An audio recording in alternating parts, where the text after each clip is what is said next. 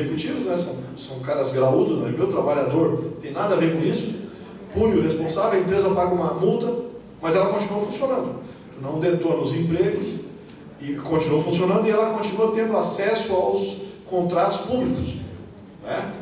Então se aprovou essa lei de leniência, se não me engano foi aprovada em janeiro de 2015, né? Janeiro de 2016, foi agora, recentemente, e o objetivo é justamente isso. Diz, olha, a empreiteira tal se envolveu com corrupção, beleza, pega o peixe graúdo lá né, envolvido, a empresa vai pagar uma multa pesada, e a multa é pesada mesmo, de 500 milhões, 200 milhões, é grana preta, e claro, depende de muitas coisas, inclusive do valor que foi desviado, etc. A lei regula tudo isso, mas a empresa continua funcionando. Pô, segundo informações do pessoal que é da área, foram perdidos por conta da Lava Jato 500 mil empregos só no ano passado. 500 mil empregos, ou seja, detonou o entorno de fornecimento de serviços da Petrobras, as empresas de engenharia, etc, etc. Isso não é normal. E é claro, é bom a gente lembrar que quem vai ocupar esse espaço são as empresas norte-americanas. Isso é muito importante a gente ter bem claro.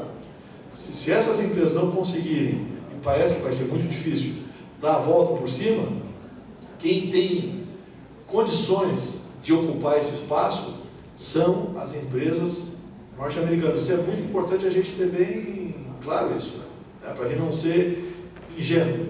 Bom, mas é isso, eu estou me estendendo, estou fazendo uma palestra a cada resposta que eu estou dando, mas é isso, eu sei que não respondi a questão do Paulo, mas ele sabia que eu não podia responder, por isso que eu não me preocupo. Zé, bom dia. Quem está na mesa aqui? Só um pouquinho, Murilo. Ele já tinha pedido antes. Eu só queria perguntar para o senhor. O nome Sou José Renato, aposentado da matrícula 2474. Como nós estamos bastante aposentados aqui, nosso interesse sobre aposentadorias, doenças, saúde, previdência.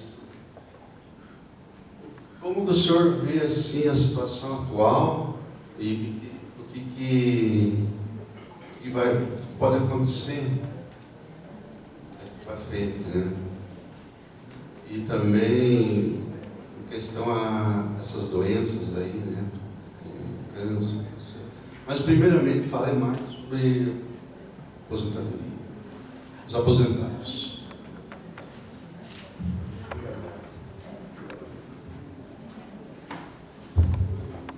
Vou procurar ser mais rápido agora para oportunizar outras questões. Na verdade é o seguinte, viu, Zé Renato, na verdade tudo que é direito social, né, duramente conquistado, está em jogo nesse momento, né? Por exemplo, o ministro da Saúde, Ricardo alguma coisa, né? Ricardo não sei o que lá, ministro da Saúde, ele já disse, no dia 12 ou 13, logo um dia depois de assumir, ele já disse o seguinte: olha, o SUS, não cabe todo mundo no SUS, certo? Vocês, acho que as pessoas têm que tratar de ter plano privado de saúde, porque o SUS não comporta atender todo mundo. Olha só um ministro dizer um negócio desse. A primeira coisa que ele devia fazer é o seguinte: então pede demissão, cara, porque tu está aí para viabilizar, resolver o problema do SUS, de financiamento, etc. Tu tem que garantir que o SUS seja universal e gratuito e que não discrimina nenhum brasileiro. É isso que tu tem que fazer. Agora, tu dizer o seguinte, tu vir aqui dizer que as pessoas têm que fazer plano privado, né, de saúde, sendo que ele é financiado pelos planos. Se a gente pega lá a composição de verbas que ele recebeu em 2014, quem bancou a candidatura dele a deputado foram as empresas, foram os planos de saúde. Agora, o sujeito de fazer uma afirmação desse tipo. Bom, então essa é a primeira questão. Eles já falaram que eles vão reduzir as verbas para o SUS. Por isso que eles querem fazer essa desvinculação constitucional, porque isso aí tem que ser via emenda constitucional, né? Eles não vão ter muita dificuldade para aprovar isso no Congresso, ao que se sabe. E estão fazendo aí essa política que eu mencionei na minha fala de uma PEC, né? Para reajustar as verbas da saúde apenas pela inflação do ano anterior, sem seguir as normas atuais que obriga a aumentar um percentual do PIB, né? Atualmente como é que funciona? Saúde e educação, tu tem um percentual do PIB, que a União, os estados e municípios têm que destinar para a saúde e para a educação. Eles querem acabar com isso, né? Desvincular. E no que se refere à Previdência Social, Zé Renato, no que se refere à Previdência Social, eles também já, né? Eles deram a tônica que vão fazer. Existe uma visão, gente, no que se refere à Previdência, que ela está quebrada. Isso já é disseminado há muitos anos, a ideia de que a Previdência está quebrada, né? Essa ideia acompanha os brasileiros há muitos anos. Acontece que, como vocês sabem, a Previdência se insere no contexto da Seguridade Social. Seguridade Social, que é Previdência, SUS e LOAS, Lei Orgânica da Assistência Social. Esses três elementos compõem a Seguridade Social, que é um avanço monstruoso para o Brasil, é tremendo. Uma conquista da Constituição de 88, absoluta, muito importante. Não é por acaso que está no olho do furacão. A Seguridade Social no Brasil é extremamente superavitária. É isso que nós temos que reter, né? A Seguridade Social, na qual se insere a Previdência Social, é superavitária. Porque quando os constituintes de 88 pensaram a Seguridade Social, eles não pensaram só no 30% da folha, certo? Eles não pensaram só no... Eu estou falando aqui, evidentemente, do regime geral da Previdência. Não estou falando do regime específico dos servidores públicos. Estou falando do regime geral, que no caso do Brasil, deve distribuir todo mês cerca de 35 bilhões de benefícios, de aposentadorias e pensões. 35 bilhões, tem um efeito social, né? Aqui eu quero lembrar uma coisa, a preocupação com a Previdência é muito importante. Qualquer gestor tem que se preocupar muito com a Previdência. Primeiro, porque ela tem um efeito sobre a distribuição de renda no Brasil que é absoluto. Se não houvesse Previdência Social no Brasil, nós estaríamos em guerra civil, não tenho dúvida disso. Nós estaríamos numa guerra civil, porque tu ia provocar uma concentração de renda tão grande, tu ia provocar a inviabilização de tanta gente. Vou dar só um exemplo, LOAS, a Lei Orgânica da Assistência Social, que diz o seguinte: se o sujeito é velhinho, 65 anos, e pobre, ele recebe um salário mínimo da Previdência. Se o sujeito é deficiente e pobre, tem critérios lá de pobreza e tal, ele recebe um salário mínimo da Previdência. Essa turma que pegou o poder disse assim: não, isso é gasto com bobagem, gasto com preguiçoso, tem que liquidar isso, certo? No fundo é assim que eles pensam, né? A LOAS tem um efeito social, né, no Brasil tremendo, e faz parte da Seguridade Social. A Previdência Social, distribuir 30 milhões de benefícios, tem um efeito social tremendo. Um detalhe importante, no regime geral da Previdência, tu não tem altos salários. A média, altas pensões e benefícios. A média, eu vou chutar, porque faz tempo que eu não vejo esse dado, deve estar em R$1.000. É pouco acima do salário mínimo. 85% dos benefícios é de um salário mínimo.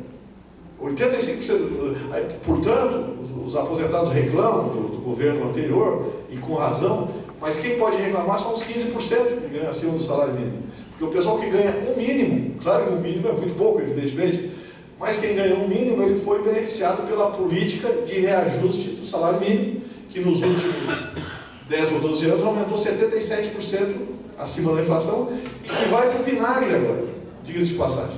Isso vai acabar, isso está na alça de mira da turma que assumiu, eles querem acabar com isso, de aumentar o salário mínimo acima da inflação. Novamente o salário mínimo vai voltar a ser uma decisão do presidente em exercício, vai dizer: não, eu darei tanto esse ano, E aí a gente sabe, nós já vimos antes o que aconteceu com o salário mínimo ao longo dos anos. Em termos reais ele foi caindo, porque o salário mínimo tem um problema que é o seguinte, ele não tem defensor. Certo? O salário mínimo, quem defende o salário, as pessoas que poderiam defender o salário mínimo, as que recebem, elas não têm voz, não são organizadas. E isso é um negócio que o Parelli, até que era do Diese, falava esse troço, e aí ele chamava o movimento sindical a defender o salário mínimo, porque o salário mínimo não tem voz. Os pisos das categorias têm, mas o salário mínimo é meio órfão de defesa, no que se refere à sua defesa. Então essa é mais ou menos a situação, eles estão estigmatizando a previdência de deficitária, não precisa muito esforço para fazer isso, porque os cálculos que ele faz é o seguinte, os cálculos que a turma que é a favor do fim da Previdência Social, os cálculos que eles fazem é o seguinte, eles pegam 30% da folha, uma das fontes da receita da Previdência é o 30% da folha de pagamentos, 10 que o trabalhador paga, em média, 10 que ele paga e 20% que a empresa paga. Aí eles pegam esse 30% da folha e comparam os benefícios que a Previdência paga. Eles falam, tem déficit, 90 bilhões, 100 bilhões. Só que esse cálculo é errado. O cálculo não é assim. Tu tem que pegar todas as receitas da Seguridade Social, que aí inclui contribuição social sobre o lucro líquido, PIS/PASEP, jogos de azar, uma parte das loterias tal são destinadas para a Seguridade Social, etc. E qual é a constatação? Estou dizendo isso com base na leitura de quem entende do riscado, especialista, que não é o meu caso. Qual é a constatação? Tem superávit, sobra muito dinheiro na Seguridade Social. E exatamente porque sobra, que eles fazem a DRU, que é a desvinculação de receitas da União, a lei da DRU, que foi criada em 2000, e que todos os presidentes vêm usando, e a DRU permite, exatamente o que estamos chamando de desvio, que é pegar o dinheiro da Seguridade Social e, por exemplo, pagar juros da dívida, ou pagar o que seja. O governo foi criada uma lei que, inclusive, cujo limite aumentou agora, o governo Temer acabou de aprovar a DRU com um teto maior, que é mais de 100 bilhões. Então o governo pode pegar dinheiro da Seguridade Social e pagar o que quiser. Se ele pega dinheiro da Seguridade Social e aplica em outras coisas, é porque a Seguridade é superavitária. Essa que é a questão. Agora, claro, não estou dizendo que a Previdência não é importante, não estou dizendo que a Previdência tenha que ser olhada no longo prazo. Obviamente que isso tem que ser feito. Só que nós não podemos acusar a Previdência, porque é uma mentira, de deficitária, fazer uma análise desse tipo, porque quando tu faz esse tipo de análise, tu já está dizendo quem é que vai pagar o pato, certo? No fundo, o objetivo desses caras, vamos falar o português correto, é aumentar o tempo de contribuição e aumentar a idade mínima para aposentadoria. É isso. E essa tendência, eu estou falando aqui do regime geral, mas evidentemente essa tendência é para todos os regimes previdenciários, de vocês e dos militares e assim por diante, porque tem uma concepção de fundo nessas análises, e essa concepção serve para tudo, serve para o regime geral, e isso é dinheiro público, e evidentemente que os caras, eles têm intenções de aplicar o dinheiro público em outras coisas, que não seja para o povo que mais precisa, Então, agora o Murilo, que já tinha se inscrito, e aí a colega de Porto Belo. Murilo, então, Zé, só para concluir aí a resposta do Zé Renato, é verdade então que o pretexto para se combater esse déficit, ele está, segundo, forjado pela contabilidade, ele vai tomar como medida principal a diminuição da idade da aposentadoria. Isso é uma verdade, então. E eu ousaria mais e dizer que, além de ser isso uma verdade, de que a pretensão é igual, fazer a igualdade entre os homens e as mulheres. Ok? Murilo, por favor. 6542. Ô Zé, toda vez que eu te assisto, eu não sei se eu me emociono ou se me desespero. Não sei se é um elogio ou uma sacanagem. Na verdade, eu queria me ater ali na última etapa da tua fala, naquela relação do gasto público com a taxa Selic e com os gastos com a Copa do Mundo, ou gasto público com a Copa do Mundo, ou investimento privado na Copa do Mundo. Se tu acreditas que se o Brasil tivesse ganho a Copa, a situação teria levado a outro rumo.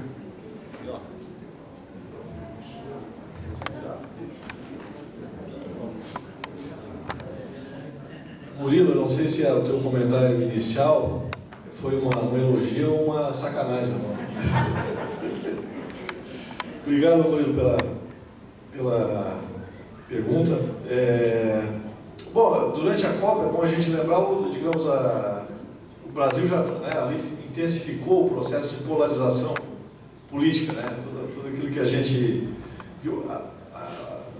Durante a Copa, Murilo, assim, quando começou aquele rolo todo de não vai ter Copa, etc., que hoje a gente percebe exatamente, né, qual era o objetivo daquele processo, mas uma coisa que eu fiz foi o seguinte, foi dar uma olhada nos fundamentos daquilo, né?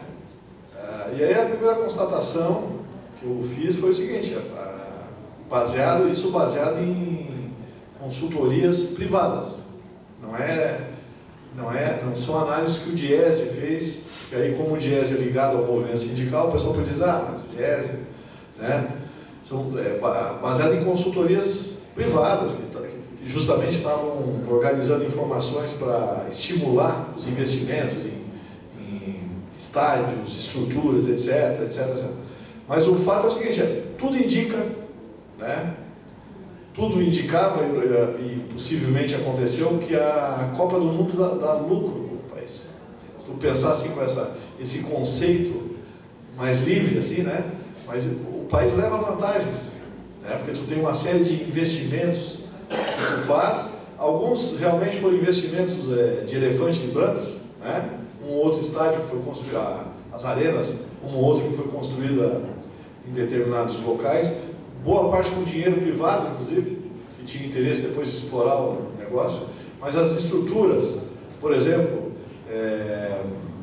rodovias, estruturas que fazem parte da infraestrutura, isso permanece no país. Então, tudo indica, né, eu não vi nenhum estudo conclusivo, não fui atrás disso depois que passou, mas eu analisei a história antes, até porque era um tema de debate, né, as pessoas levantavam essa questão nas discussões, mas tudo indica que acaba sendo vantajoso para o país. Não é por acaso que todos os países perseguem isso, né? Qualquer país quer sediar a Copa do Mundo e Olimpíadas, o Japão, quer a China, né? País sem tradição, inclusive em futebol, justamente porque os caras sabem o seguinte, se tu analisar os ganhos em turismo, em infraestrutura permanente, em atração de investimentos, em geração de empregos, mesmo que tu tenha um gasto público, né, num determinado período, mesmo que tu tenha esse gasto, o retorno disso é maior. Aliás, eu queria falar com vocês aqui uma coisa importante, que é o seguinte, uma das coisas que essa equipe do Temer parece que desconhece, porque primeiro, vamos lembrar o seguinte, esses caras estão fazendo um negócio que é contra qualquer princípio econômico, de qualquer escola de economia, que é o seguinte, tem um princípio que até os ultraliberais defendem, a não ser os doidos que não defendem, mas a maioria dos economistas, a esmagadora maioria dos economistas defende, que é o seguinte, se tu tem uma retração na economia, né, se tu tem uma queda do investimento, uma queda do nível de crescimento, o Estado tem que fazer política anticíclica. O Estado o Estado, não, os governos, tem que trabalhar no sentido contrário ao ciclo. Se o ciclo econômico é de baixa, o Estado tem que fazer política anticíclica, ou seja, tu tem que gastar, certo? Tu tem que gastar, evidentemente, com equilíbrio, né? Gastar em coisas que signifiquem ganho para o país, o que significa investimento. Obviamente, não estou falando aqui em gastar com corrupção, não se trata disso, né? Mas o fato é que tu tem que gastar justamente para ir contra o ciclo. Isso qualquer país do mundo sabe. Os Estados Unidos, por exemplo, que são o país mais liberal que existe no mundo, eles pregam o liberalismo no terceiro mundo, mas eles não fazem. O Estado sempre investe muito, especialmente em momentos de baixa do ciclo econômico. Isso é beabá de economia. O governo atual está apresentando um programa para a sociedade brasileira, e mais do que apresentando, está implementando, já começou a implementar, que é um programa pró-cíclico. Além de tu ter um momento de recessão no país, olha só, gente, o Brasil está, desde 1930, que o Brasil não tinha 3 anos seguidos de recessão. Nós teremos isso, infelizmente. Isso eu digo o Murilo tem razão de ficar nervoso, mas isso eu digo com muita dor no coração falar isso, porque eu acho que nenhum de nós aqui está torcendo pelo quanto pior, melhor, mesmo com esse governo, que eu sou contra, mas mesmo com esse governo. Não gostaria, porque tu ter recessão significa sofrimento para os mais pobres. Os rentistas não estão nem aí, né? Quem tem renda alta, 1%, 0,5% da população, não está nem aí, parte do dinheiro está lá fora mesmo. O companheiro até lembrou aqui, antes do debate, estava conversando com um companheiro, ele lembrando o seguinte: a sonegação no Brasil representa 500 bilhões de reais por ano, só sonegação. Então vamos comparar essas duas cifras, né? O Bolsa Família leva 28 bilhões do orçamento para tirar brasileiros da fome, uma lixaria de dinheiro, e a sonegação, ou seja, a sonegação que obviamente só os ricos fazem, porque aqui nessa sala ninguém sonega imposto. Eu até gostaria de sonegar um pouco, mas não consigo, porque é descontado da fonte, né? Quem sonega imposto é rico, significa 500 bilhões por ano. O Brasil é um dos países cuja burguesia tem mais dinheiro lá fora, nos paraísos fiscais, ou seja, é uma classe dominante que não tem responsabilidade com o país, porque eles não estão nem aí, os caras, eles querem justamente acabar com o SUS, etc, para sonegar ainda mais, né? Então, é isso, Murilo. Eu acho que... Agora, claro, confesso que eu não tenho elementos para te responder essa questão ainda. Se o Brasil tivesse ganho a Copa do Mundo em 2014, né, se a situação estaria diferente, eu acho que dificilmente. Por quê? Porque naquele momento já tinha um processo golpista em curso, né? Tinha gente que não estava satisfeito, né? É bom a gente lembrar o seguinte: eu não estou aqui falando por partido nenhum, eu não tenho nem filiação partidária, estou dizendo isso do ponto de vista, né, do ponto de vista técnico e do ponto de vista dos interesses dos trabalhadores, porque ao contrário do que muita gente imagina, o Diese não é neutro, o Diese tem um lado na luta social. Claro que a nossa referência é a técnica, a economia, enfim, a estatística, etc., mas estamos longe de ser neutro, né? O Diese tem uma posição e tal. Agora, não é uma posição partidária. Sou contra esses caras porque são do partido tal. Não é isso.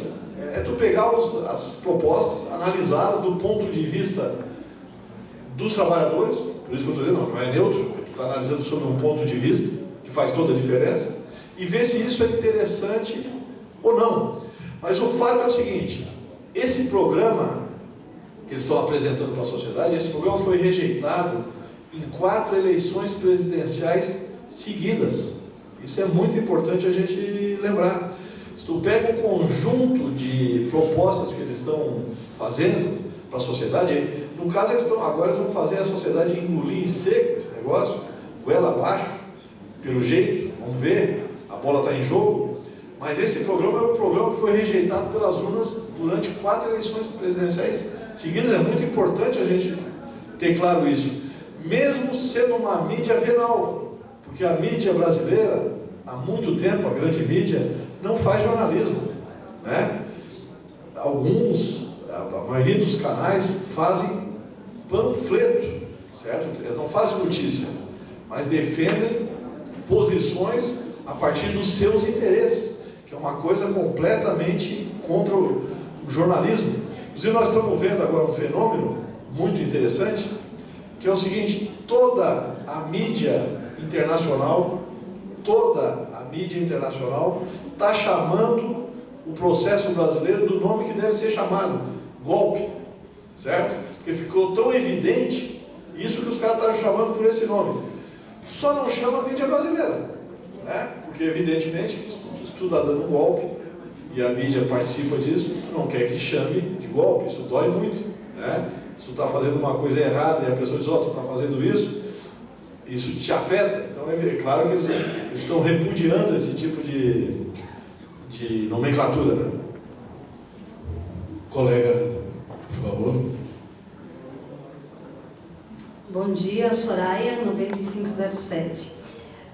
Realmente é uma fala que a gente precisa ouvir para compreender, para saber que passos dar, que é o que nos traz hoje no Congresso, né? Entender qual é essa conjuntura, né? E acho que está bem claro, e acho que a sociedade está convencida de que quem saiu nas ruas contra a corrupção percebeu que foi manipulada e usada, né? Tanto que hoje não consegue se mobilizar, é uma pena, mas graças a Deus a gente tem visto o movimento realmente das mulheres, dos estudantes, dos jovens, revolucionando. Diariamente tem movimento. Só que como a mídia está no golpe, a mídia oficial, isso não aparece. E são os blogs, é a internet, que também será limitada por esse governo golpista, que está vendo isso como não conseguir esconder tudo que ela faz.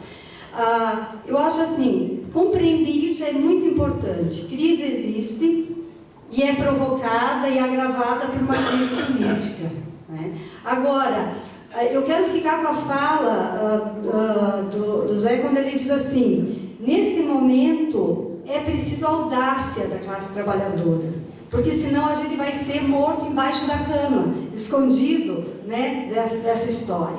Porque a gente compreendeu o momento que a gente está, e que uma crise existe, que ela pode ser solucionada, tirando dos mais pobres, que é o projeto e é a proposta desse governo golpista, é resolver uma crise tirando da classe trabalhadora, sem mexer nas 10 mil famílias que mais ganham, sem mexer em nada das estruturas que é o que a gente precisa. 2013, quando teve aqueles movimentos lindos, ir na rua, criando reforma, era por reforma política, mas morreu por eles ter negado a política, inclusive a política partidária, que é um erro, né? A gente tem que reafirmar a política partidária, porque a democracia nossa ela é representativa e os partidos são importantes. Mas a gente tem que perceber que o que a gente vive no país é muito além de partido político, é soberania, é democracia, é para onde a gente quer ir. Então eu acho que está no momento de se perceber, e até acho engraçado que o do Viveiro ele falou que o que o governo da Dilma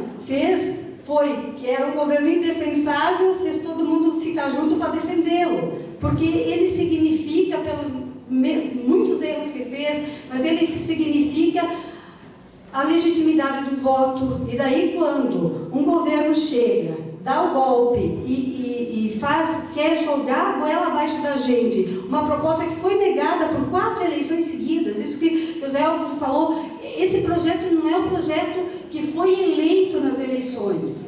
Esse projeto é que estão jogando, que vai acabar. Gente, esse projeto da terceirização, o que vem ali para os servidores públicos dentro dessa PEC, essa questão da saúde e da educação, é uma coisa absurda, né? Eu acho que para esse nosso congresso, a gente tem que pensar o que a gente vai fazer. Porque, para mim, o sindicato, ele é o que vai... O salário mínimo não tem defesa, o sindicato tem que defender. Ele tem que defender a democracia. Ele tem que defender que no momento de crise, a crise está para quem? Porque se no momento de crise o judiciário consegue um aumento de 41%, que vai em cascata e vai ser retroativo administrativamente, quem está pagando essa crise? Então, a minha proposta é assim, é que você coloque um pouquinho isso no sentido do papel dos trabalhadores no momento de crise. Né? Porque a crise está ali, ou a gente se recolhe e deixa vir o rolo compressor e a gente perder tudo que tem, porque a gente chegou no momento no Brasil de ter direitos, e nós estamos no momento que em um mês começou ladeira abaixo a perder direitos, e direitos que dizem entre a vida e a morte. É você ter o SAMU ou você não ter o SAMU, é você ter a farmácia popular ou você não ter a farmácia popular, e daqui a pouco você não ser atendido no posto de saúde a não ser que tu pague. Então são coisas assim, a mesma coisa com a educação, né? Hoje em dia na universidade pública já se paga para fazer pós-graduação. A gente não tem que lutar pela gratuidade, pela universalidade, agora a gente está perdendo essas questões. Então, o papel do sindicato que é o representante da classe trabalhadora, que tem que estar unido aos demais sindicatos nessa ofensiva. No judiciário mesmo a gente teve esse ano reajuste zero. O que a gente faz com isso? Sabendo que orçamento tem crise, mas como que a gente fica esse pé na porta? E outra, o governo do Estado também com um monte de leis que vêm nos prejudicar, tirando o que uns chamam de privilégio, mas que a gente tem que ter muita diferença entre direito e privilégio. Você conseguir uma licença-prêmio não é privilégio, é direito que devia ser inclusive para os trabalhadores da iniciativa privada, porque a lógica não pode ser só do trabalho, ela tem que ser do lazer, da pessoa ter o seu tempo, e a gente sabe que na Europa tem muito disso. Tem a questão do tempo de maternidade muito superior ao que tem aqui em muitos países, trabalha 5 anos, tem tanto para poder sair. Então, são coisas que a gente tem que avançar e a gente está perdendo, né? Mas que dê um enfoque nesse sentido da luta do trabalhador no momento de crise. Perfeito. Só lembrando, Zé, que são 10 para meio-dia, nós temos como estamos estourando o tempo, e é um debate que foi acirrado. E eu gostaria que todo mundo também se lembrasse, porque nós vamos extrair uma carta, né, desse congresso e precisamos que essas orientações do Zé aqui estejam bem em mente. Por favor, poderia responder com...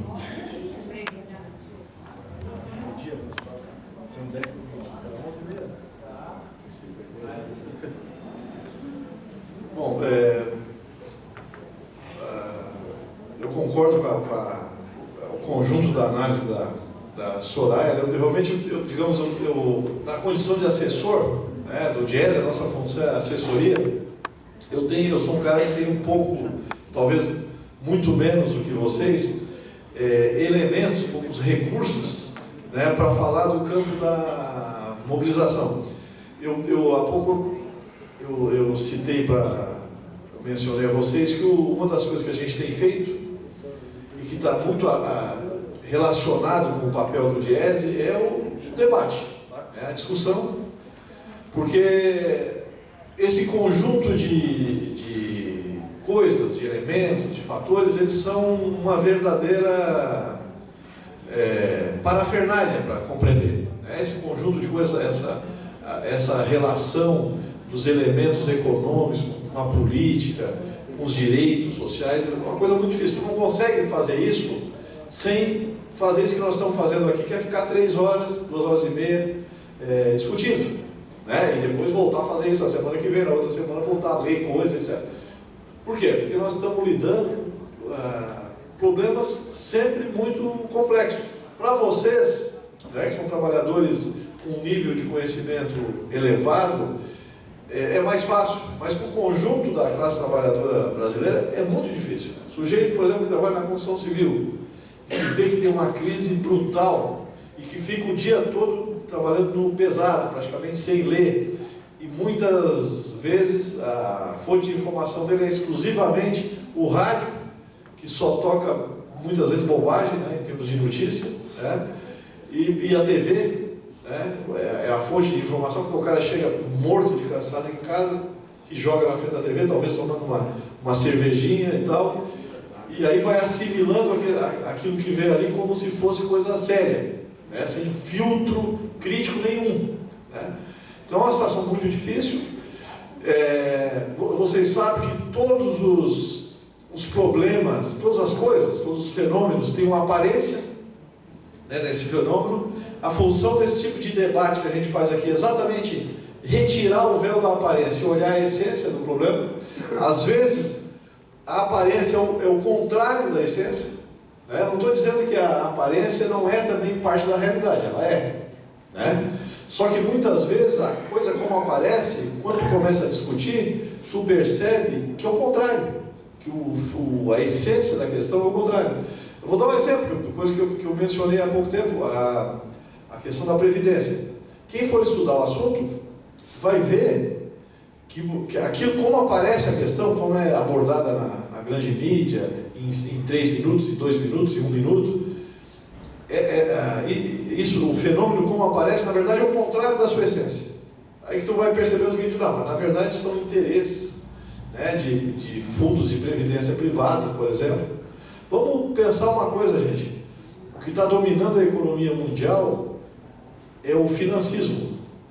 Hoje o capitalismo chegou num estágio de desenvolvimento que quem manda são os financistas, no mundo todo. A grande burguesia ligada às finanças, de bancos. E com um detalhe importante, gente, um detalhe muito importante. Aquela figura do industrial, do sujeito, talvez o Antônio Emílio de Moraes, para quem conheceu aqui, o pessoal da minha faixa etária, tem pouca gente da minha faixa etária, mas próximo da minha que conheceu, né? Era um cara ainda que dizia o seguinte: não, o cara é nacionalista, né, defende o Brasil, defende os empregos, só que não defende isso, nada de muita divisão de renda e tal. O cara é ultra rico, mas defende o Brasil. Esse tipo de empresário eu acho que acabou, certo? Vê o que fez, por exemplo, esse picareta da Fiesp, esse SCAF, Paulo SCAF, que nem empresário que a empresa dele, que era uma empresa que quebrou, e o cara usou dinheiro da Fiesp para dar o golpe, né, com aquele pato, aqueles negócios. Ele disponibilizou 500 milhões da Fiesp, que é dinheiro público, dinheiro do trabalhador, dos S, disponibilizou para o golpe. Qual é o compromisso que aquele cara tem com o Brasil e com a produção de riqueza? Vou dar um exemplo para você. Eu estava numa mesa de negociação essa semana, na quarta-feira. Não vou nem citar a empresa, porque, digamos, são coisas da negociação. Aí o camarada, né, o interlocutor, o representante da empresa, disse o seguinte: não sei o que, a bolsa. Eu digo: olha, camarada, bicho, bolsa de valores. Sabe quantos mil investidores tem na Bolsa do Brasil? São 400 mil. Bolsa nem fede nem cheira no Brasil, é só especulação. Tanto vim trazer reflexões de investidor da Bolsa aqui para balizar a nossa negociação, porque, claro, eles queriam empurrar uma negociação horrorosa para cima da gente, da metade da inflação e ainda parcelado e retirar direitos, botar banco de hora, ou seja, é para lascar. Aí o cara... não sei o quê, porque as ações da Bolsa, isso é conversa fiada, rapaz. Trazer para a mesa isso é papo furado. Bolsa de Valores do Brasil nem fede, nem cheira. Eu até fico me perguntando o seguinte: o espaço que a grande mídia dá para a Bolsa, como se, caiu a Bolsa, como se fosse aquilo, fosse ter uma interferência desgraçada na vida dos trabalhadores. Isso não interessa para o povo, rapaz. Esse que é o negócio. Aí a moça companheira deles: não, é aquele investidor da Bolsa, um grande investidor da Bolsa. Está explicado. Aí o cara é investidor da Bolsa, na verdade não é grande investidor, é lambari, porque a gente sabe que a Bolsa de Valores é dominada por tubarões. Eles colocam tendências, são os caras que têm bilhões na Bolsa, eles colocam tendências. Por exemplo, eles espalham hoje que a Petrobras está falida, né? Espalha essa notícia, eles têm como plantar na mídia: a Petrobras está quebrada e tal. Aí o que acontece? Nos 3 dias seguintes, as ações da Petrobras, o preço das ações da Petrobras despencam. Aí quando despencam, o lambarizinho, peixe, vende tudo. Meu Deus, não sei o que. O cara vai perder dinheiro, comprou a 30, está em 20, mas ele vende antes que fique em 10. Né? Aí vai o tubarão lá e compra milhões, eventualmente bilhões. Pronto. E o sujeito pensa, o pequeno investidor pensa que aquilo lá é oferta e procura, só. O senhor não tem vazamento de informações, é oferta e procura. Então, tudo bem, eu não sou contra investidor, mas o que eu não posso aceitar é que tu vá para a mesa querer dar um argumento de comportamento das ações na Bolsa, como se aquilo fosse fundamental para nós aceitarmos a proposta de rebaixamento salarial em termos reais. Não vem com essa conversa aqui porque é papo furado. Então, na verdade, o que a gente observa é que o empresariado virou rentista, certo? O pessoal que tem indústria, ele não está nem aí, porque a grana dele está em papéis. Então, se a empresa dele parou de dar lucro, ele teve que, por exemplo, tinha 500 trabalhadores, tem 100, o cara não está muito preocupado. Eu sempre que eu já ouvi isso de empresário, eu questionei, digo, cara, não, o câmbio não é importante para vocês? O Brasil cometeu um erro muito grande, que foi corrigido nos últimos anos, e foi manter o câmbio lá em cima. Isso destrói qualquer indústria. Tu querer botar tu querer fazer com que a tua moeda nacional valha muito, tu detona a indústria, porque tu possibilita importações, tu barateia as importações, e tu dificulta muito as exportações. O Brasil tem um déficit industrial, gente, que é superior a 100 bilhões de reais. Um déficit na indústria que é superior a 100 bilhões de reais. Uma das razões centrais disso é o câmbio. Agora o câmbio está melhor, certo? Porque agora 3,50, agora, o ano passado o Brasil já fez 20 bilhões de saldo comercial na balança. Por quê? Por causa do câmbio. Isso a gente discute com o empresário, o cara dizendo o seguinte, o Brasil tem déficit na Bolsa, porque o trabalhador não tem qualificação. Meu chapa, a qualificação é importante, mas o câmbio é muito mais importante. Não, é verdade, a gente não tem uma indústria competitiva porque o nível educacional do trabalhador brasileiro é baixo. Então, como é que tu me explica o seguinte? Como é que o Brasil tinha saldo comercial há alguns anos e agora ficou com déficit quando mudou o câmbio? E agora que mudou de novo o câmbio, ou seja, o real se desvalorizou, nós já obtivemos 20 bilhões. Não estou dizendo aqui que a educação, que o investimento em qualificação não seja importante. Estou querendo dizer o seguinte, que o câmbio é muito mais importante, essas variáveis macroeconômicas, câmbio e juros, são muito mais importantes do que coisas específicas dos setores econômicos. Só que o empresariado não está preocupado com isso. Eu vejo aí os caras da Fiesp, aqui em Santa Catarina, falar abobrinha. Os caras vão para a televisão falar abobrinha. E a televisão, claro, dá um baita espaço para eles, porque eles financiam os meios de comunicação, né? Veiculam propagandas e tal. Então, qualquer abobrinha que os caras falar tem uma baita errada. A impressão que é uma coisa muito importante. Quando os caras viram estar na rua denunciando o problema dos juros, denunciando o problema da falta de política industrial no Brasil, denunciando o problema do câmbio. Tem um estudioso, um assunto que vocês conhecem, que é um cara antigo, economista muito conhecido, que é o Bresser Pereira. E o Bresser Pereira tem um estudo pesado nessa área de câmbio. Já tem vários livros editados. O Bresser Pereira é um cara interessante, porque ele é um dos fundadores do PSDB e está agora com uma posição de honestidade, certo? Primeiro porque ele conhece as razões, conhece a economia e é um cara que tem dignidade, então ele está denunciando o golpe. Diz, olha, isso estão fazendo uma sacanagem tremenda, não guarda nenhuma relação com os indicadores, estão mentindo à torta e à direito na mídia para dar um golpe. Está dizendo isso com todas as letras, traindo, ainda bem, os companheiros dele do PSDB. Mas finalmente, para chegar na questão da Soraya, vou ser muito breve, porque não tem, como eu falei, muitos dos elementos. A Soraya, acho que pega uma questão fundamental, que é o seguinte: é a hora da coragem, né? Uma das razões para nós ter chegado no ponto que nós chegamos é que gente do governo, fora dele, etc., o movimento científico, se acoelhou, certo? Boa parte de nós viramos coelho, ficamos com medo de defender posições. Aí os caras cresceram.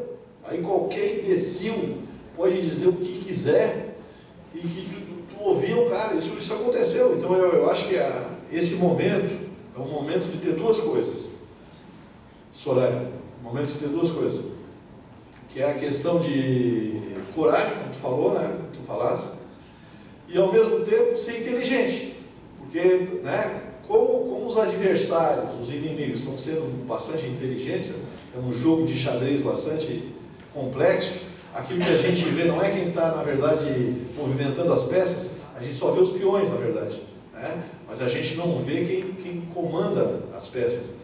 Então, se é isso, nós temos que ter coragem, mas não pode ser uma coragem burra, né?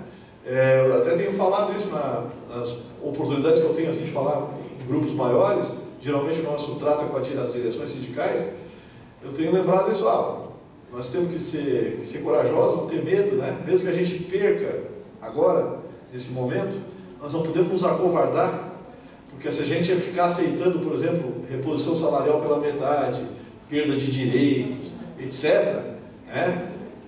Nós vamos pagar o preço disso, como eu falei no início, porque além da perda ser material, tu também tem uma perda moral. Isso é muito importante também. Então, o que eu estou sugerindo em termos de estratégia? Nós vamos ter a perda material, que tudo indica, né? Agora, nós temos que sair com dignidade desse processo. Então, não aceitar, dizer, isso é sacanagem. Por isso que nós temos que ter dados, temos que ter informações para poder sustentar o discurso, né? Esse é o negócio, isso que vocês estão fazendo é uma sacanagem, vocês estão transferindo a crise para os trabalhadores, exclusivamente para os trabalhadores, e é sempre o lado mais fraco. Do outro lado, tem gente que está ganhando dinheiro com essa crise, e denunciar o tempo todo, porque eu acho que mesmo que a gente perca, nós vamos acumular força e moral para o próximo ciclo conjuntural, porque a história não vai acabar aí, né? Salvo a hipótese de uma guerra civil, que Deus nos defenda, né? Que seria a pior alternativa, e que parece que tem gente que está apostando nisso. Eu vejo manifestações aí, que parece que os caras estão apostando nisso, né? Numa confrontação entre brasileiros, que seria um negócio terrível, né? Mas salvo essa hipótese, né? Eu acho que vai passar isso. As crises passam, né? O capitalismo sempre se moveu por ciclos, e nós vamos superar esse ciclo de recessão, que eu acho muito importante, explica boa parte do que está acontecendo no Brasil.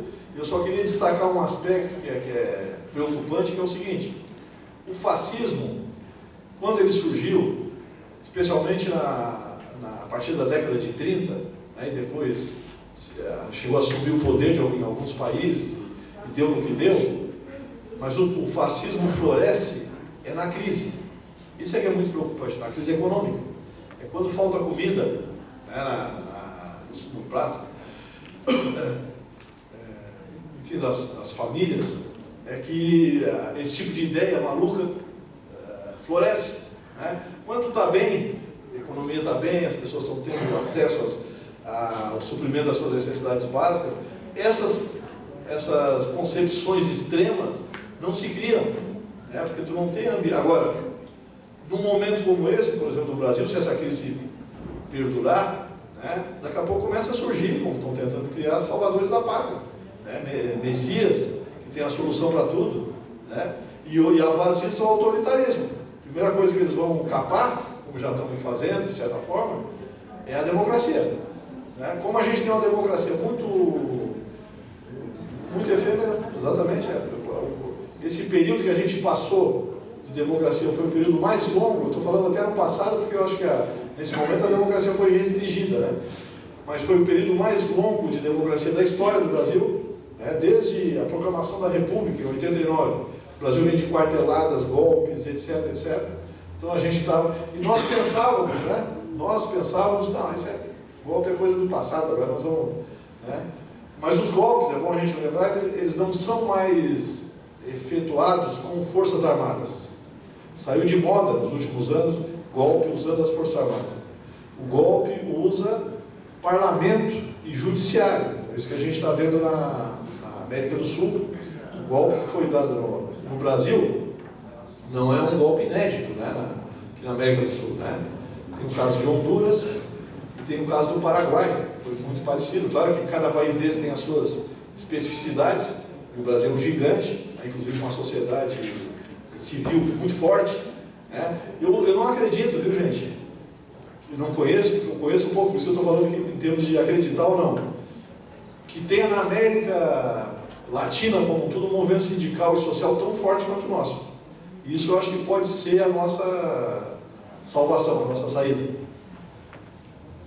Bem, pessoal, são 12 horas e 8 minutos, então nós vamos encerrar essa primeira parte. Mas antes de encerrar e antes de fazer o agradecimento, eu gostaria de uma forma singela, fez anotações de tudo que foi discutido, e por aqui do José,